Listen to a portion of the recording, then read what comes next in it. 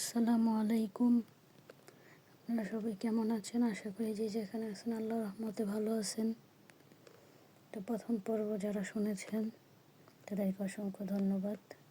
আজকে দ্বিতীয় পর্ব বলবো। যদি আপনারা চান যে আপনাদের এরকম গল্প থেকে থাকে আপনার সাথে বা আপনার আশেপাশে, তাহলে আপনারা আমাকে লিখে পাঠাতে পারেন। আমি আপনাদের গল্পগুলো পড়ে শোনানোর চেষ্টা করব। তো আজকের গল্প শুরু করা যাক। গল্পের নাম জিনের মিষ্টি ভালোবাসা, পর্ব 2। ওই জিনটাকে দেখেই ছাড়বো, এসব ভাবতে ভাবতে আয়শা ঘুমিয়ে পড়লেন। পরের দিন সকালে আয়শা নাস্তা শেষে ছাদে উঠে সেই বাগানের আম গাছের দিকে তাকালেন। জায়গাটা রাতের বেলায় একটু অদ্ভুত দেখালেও দিনের বেলা কি স্বাভাবিক লাগে।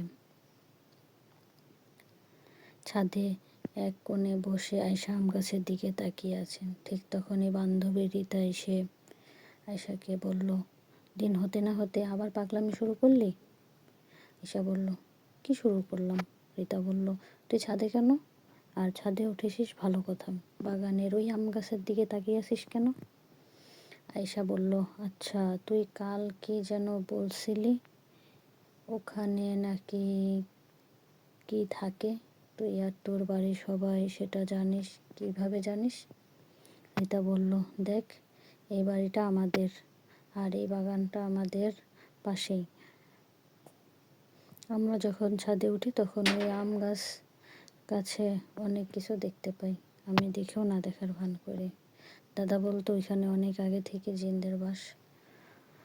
আমরাও ওদের ডিস্টার্ব করি না, ওরাও আমাদের ডিস্টার্ব করে না, কিন্তু তুই যা শুরু করিস এতে তো জিনটা ডিস্টার্ব হতে পারে।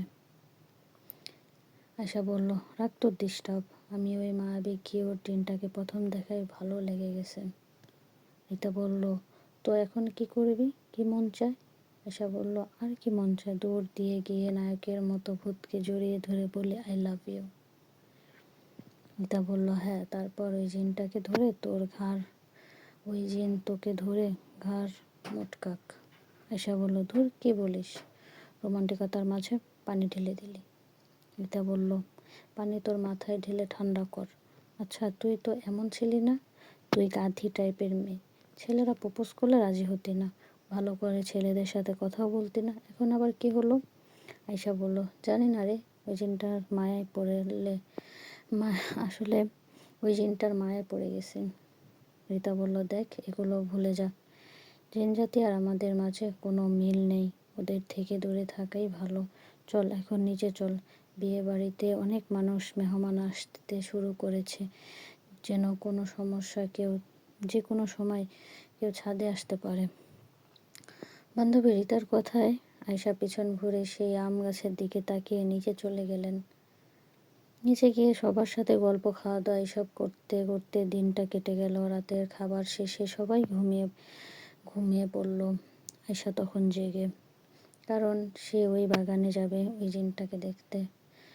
কথা মতো কিছুক্ষণ পর আয়শা আস্তে আস্তে উঠে সবার চোখ ফাঁকি দিয়ে চলে গেলেন পাশে থাকা সেই বাগানে। গত রাতের মতোই আজকেও জায়গাটা অদ্ভুত লাগছে। আয়শা পা টিপে টিপে আস্তে আস্তে হাঁটছে।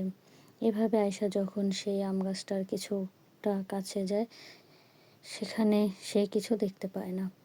সেখানে জিনটাকে না দেখে আয়শা মন খারাপ করে আবার বাড়ির দিকে চলে যেতে লাগলে ঠিক তখনই ওর মাথায় একটু দুষ্টু বুদ্ধি চলে আসে। আয়শা আম গাছের থেকে একটু দূরে অন্য একটা গাছের আড়ালে লুকিয়ে অপেক্ষা করতে থাকে সেখানে কোনো জিন আসে কিনা। এভাবে 1-1.5 ঘন্টা চলে যায়। হঠাৎ আয়শা খেয়াল করেন সেই আম গাছের নিচে ওপর থেকে আস্তে আস্তে নেমে আসছে সেই জিনটা। জিনটার হাতে একটা বইয়ের মতো কি জানি। গত রাতে থেকে আজ জিনটাকে আরো স্পষ্ট করে দেখতেছে আয়শা। জিনটা আসলে অনেক সুন্দর। জিনটাকে দেখে নিজের কন্ট্রোল করতে না পেরে আয়শা গাছের আড়াল থেকে বেরিয়ে বলে উঠলেন, আসসালামু আলাইকুম, আপনার সাথে কি আমি একটু কথা বলতে পারি? আয়শার আওয়াজ পেয়ে জিন তো কোনো উত্তর দিলই না, উল্টো দ্রুত সেখানে থেকে বাতাসে মিলিয়ে গেল। যা বাবা, এটা কি হলো? মনে মনে ভাবতে লাগলেন আয়শা। জিনটার সাথে কথা বলার ইচ্ছাটা আর পূরণ হলো না। ও চলে গেল। জিনটা চলে গেল। আয়শা আম গাছের নিচে গিয়ে এদিক সেদিক তাকাতে লাগলো। ঠিক তখনই আয়শা খেয়াল করলো চারদিকটা কেমন অন্ধকার হয়ে আসছে।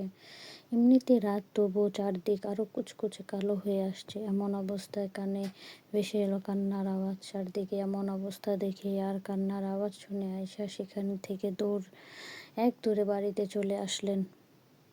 মানুষ জিন দেখলে ভয় পায়, আর আমি জিনকে দেখে ওর মায়ায় পড়ে যাই। এসব ভাবতে লাগলেন আয়শা। জিনের কথা ভাবতে ভাবতে আয়শা ঘুমিয়ে পড়লেন। ঘুমের মাঝে আয়শা স্বপ্নে দেখলেন সে সেই রিতাদের বাড়ির ছাদে দাঁড়িয়ে বাগানের ওই আম গাছের দিকে তাকিয়ে আছে। আর আম গাছের ওদিক থেকে সেই জিনটা হাতের ইশারা করে আয়শাকে কি জানি বারণ করছে। জিনের এমন ইশারায় আর জিনকে স্বপ্নে দেখে আয়শার ঘুম ভেঙে যায়। আজকের পর্ব শেষ। যদি ভিডিওটি ভালো লাগে অবশ্যই একটি লাইক করবেন, শেয়ার করবেন এবং কমেন্টে আপনার মতামত জানাবেন। আর আপনি যদি চান আপনার এরকম গল্প আমি পড়ে শোনাই, অবশ্যই আপনার গল্প বা আপনার আশেপাশে ঘটে যায় এরকম ঘটনাগুলো আমাকে লিখে পাঠাতে পারেন। কমেন্টে আমাকে বলতে পারেন যে আপনার গল্প আছে, আমি আপনার সাথে যোগাযোগ করব ইনশাল্লাহ। সবাই ভালো থাকবেন, আমার জন্য দোয়া করবেন। আল্লাহ হাফেজ।